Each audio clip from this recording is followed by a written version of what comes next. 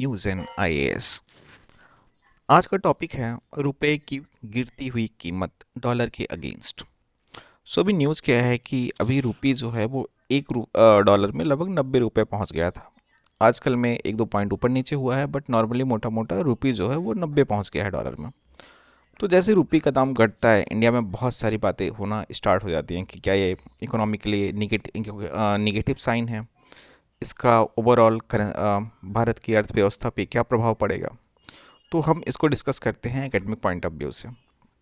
तो सबसे पहले देखते हैं कि रुपी का ये जो डिप्रिसिएशन हो रहा है, इसकी कीमत इसकी जो घट रही है, उसका क्या कारण है।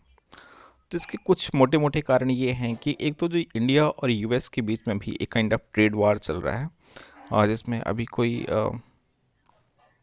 ट्रेड पैक्ट हो नहीं पाया है। उसकी वजह से एक पॉलिसी अनसर्टेनिटी है।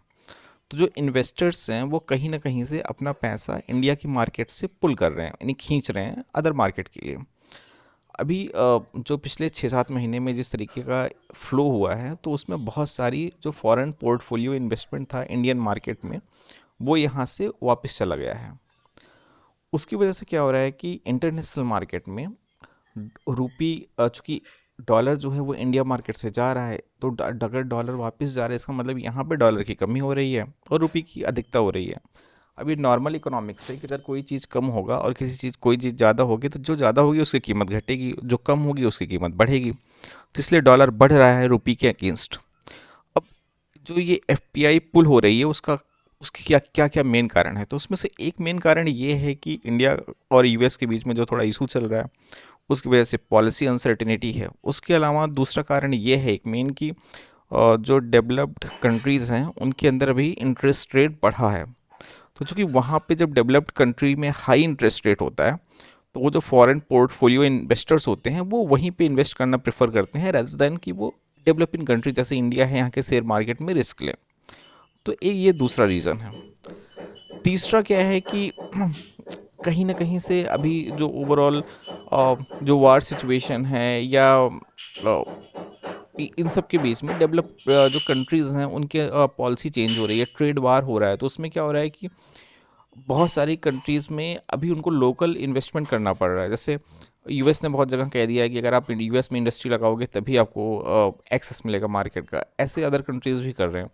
तो जो डिफरेंट जो एक्सपोर्टर्स हैं उनको लोकल इन्वेस्टमेंट करना पड़ रहा है। इसकी वजह से लोकल अपॉर्चुनिटीज़ फॉरेन में क्रिएट हो रही हैं इन्वेस्टमेंट के लिए। तो कहीं ना कहीं से निगेटिवली इंडियन मार्केट में जो फॉरेन पोर्टफोलियो इन्वेस्टमेंट है एफपीआई, उसको इम्पैक्ट कर रही हैं।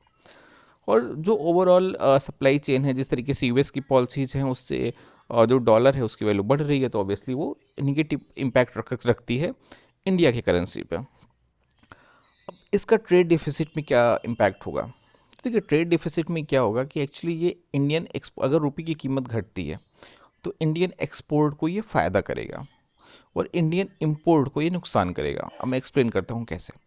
मान लीजिए इंडिया में कोई एक सूप बनाएगा, जो कि मतलब कोई जूता बनाएगा जिसकी कीमत 1,000 रुपये है। अगर डॉलर 80 रुपये था, तो उसकी कीमत जो आती डॉलर में, वो अराउंड $12.2 आती।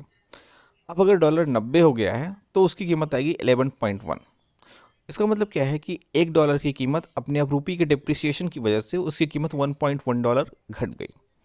तो इससे क्या होगा कि चूँकि रुपये की कीमत घट रही है, सॉरी, ओवरऑल प्रोडक्ट की कीमत घट रही है, तो उसका मार्केट बड़ा हो जाएगा। मतलब कहीं ना कहीं से उसके लिए बेहतर अपॉर्चुनिटीज़ बाहर एक्सपोर्ट की मिलेंगी। तो रुपये का जो डिप्रिशिएशन, वो कहीं ना कहीं जो इंडियन एक्सपोर्ट है उसको फेवर करेगा। दूसरा क्या है कि इंपोर्ट में प्रॉब्लम ये होगी कि अब चूंकि हमारी करेंसी डिवेल्यूएट हो रही है, तो हमें उसी के लिए जहाँ पे हमें पहले सेम एग्जांपल, अगर कोई मान लीजिए 1,000 रुपीज़ का कोई प्रोडक्ट है जो हम इंपोर्ट कर रहे हैं, तो पहले अगर उसके लिए हमें $11 देना पड़ रहा था, वहाँ पे $12, आई मीन निगेटिव। ये कैसा होगा कि मान लीजिए $1,000 का है, तो पहले क्या देना पड़ता था, पहले हमें उसके लिए 80,000 देना पड़ता था रुपीज़, अभी उसके लिए 90,000 रुपीज़ देना पड़ेगा। तो इंडिया को लगभग 10,000 का नुकसान होगा सेम इंपोर्ट पे। अब इसमें भी कई कैच हैं। जैसे जहाँ पे भी इंडिया का एकदम ये है कि हाँ, उनको डॉलर में इंपोर्ट करना ही होगा, वहाँ पे नुकसान हो रहा है। लेकिन जैसे इंडिया और अभी रशिया का ट्रेड है, तो वो बहुत ज़्यादा रूबल इंडिया इनके बीच में अंडरस्टैंडिंग हो रही है, तो वहाँ पे डॉलर निगेट हो जा रहा है, डॉलर हट जा रहा है, तो ये जो इम्पैक्ट है वो हट जाएगा। चाइना से जितना इंडिया का ट्रेड हो रहा है उसमें ज़्यादातर कोशिश हो रही है लोकल करेंसी की, या अदर कंट्रीज़ के साथ भी इंडिया लोकल करेंसी में ट्रेड करने की कोशिश कर रहा है। तो जितना इंडिया लोकल करेंसी में ट्रेड करने की कोशिश करेगा उतना डॉलर का इम्पैक्ट इंडिया की करेंसी पे कम आएगा। तो ये कोशिश ये भी हो रही है। और जैसे जैसे अगर चूंकि इसमें क्या है कि गवर्नमेंट को कहीं ना कहीं से एक बैलेंस बनाना है, क्योंकि अगर ये जो ओवरऑल जो डिफरेंसेस हैं अगर ये बढ़ेंगे तो इंडिया की करेंसी को और ज़्यादा निगेटिवली इम्पैक्ट करेंगे। अब हमने पहले एक्सप्लेन किया कि एफपीआई जो है वो इंडिया से बाहर जा रही है, तो डॉलर जो अभी लगातार रुपये की कीमत घट रही है उसका कारण ये भी है कि एफपीआई इंडिया में अभी नहीं आ रही है, कम आ रही है।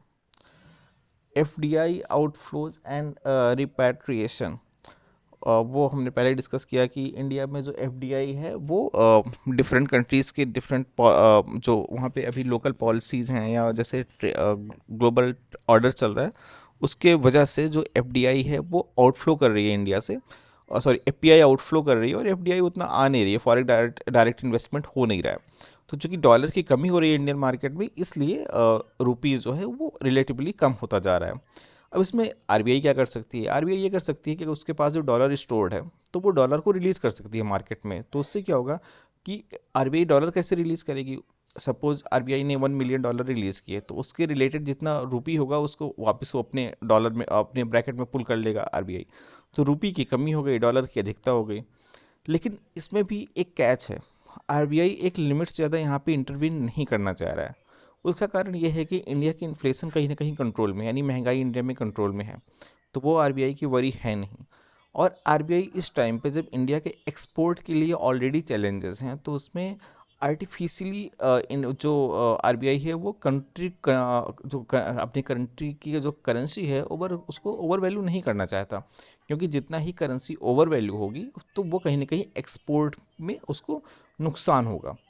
तो कहीं ना कहीं ये आरबीआई भी चाह रहा है कि जो उसकी फेयर प्राइस है अभी उस पर ये करेंसी मेंटेन रहे। अब ये फेयर प्राइस क्या होता है? तो एक्चुअली होता ये है कि जैसे किसी भी कंट्री में उसकी जो अंदर इंपोर्ट की जैसे मान लीजिए जूते बन रहे हैं तो उसके लिए यहाँ पे जो रॉ मटेरियल है, जो लेबर है, जो ट्रैवल का एक्सपेंसेस है, उनको सबको कैलकुलेट करके उसका कॉस्ट निकलता है। उसके अकॉर्डिंग जो ये बैलेंस होता है और वो करेंसी की वैल्यू होती है उसके अकॉर्डिंग उसकी एक्सपोर्ट की वैल्यू क्रिएट होती है। अगर कोई भी करेंसी ओवर वैल्यूड है, यानी कि एक्चुअली उसकी वैल्यू होना चाहिए, जैसे फॉर एग्जांपल मान लीजिए डॉलर के अगेंस्ट में चूँकि जो उन दोनों देशों में जिस तरीके के कॉस्ट एक्सेट्रा अदर फैक्टर्स हैं उसके अकॉर्डिंग अगर मान लीजिए एक फेयर प्राइस है डॉलर की 92 रुपीज़ रुपी में, अगर वो मान लीजिए इंडिया 90 रख रहा है तो कहीं ना कहीं वो इंडिया को नुकसान है। अगर 95 रख रहा है तो इंडिया को फ़ायदा है, लेकिन फिर इम्पोर्ट में काफ़ी नुकसान होगा। तो वो एक बैलेंस बनाने की इंडिया कोशिश कर रहा है, और जो एक्सपर्ट हैं वो कह रहे हैं कि हाँ जो अभी डॉलर और रुपए की प्राइस चल रही है वो ऑलमोस्ट एक रीज़नेबल प्राइस है। सो यहाँ पे बहुत ज़्यादा डरने की ज़रूरत नहीं है। ये एक तरीके से इंडिया के लिए ठीक भी है कि इंडिया का एक्सपोर्ट जो है उसको फ़ायदा होगा। इंपोर्ट कहीं ना कहीं गवर्नमेंट हैंडल करने की कोशिश कर रही है। कुछ चैलेंजेस हैं बट चूँकि इंडिया के पास करंट अकाउंट डिफिसिट बहुत ज़्यादा नहीं है, रिज़र्व है इंडिया के पास, और ओवरऑल इन्फ्लेशन बहुत ज़्यादा नहीं है, तो ये कंडीशन ईजिली मैनेज हो जाएगी। सो ये था आज के लिए। Thank you so much.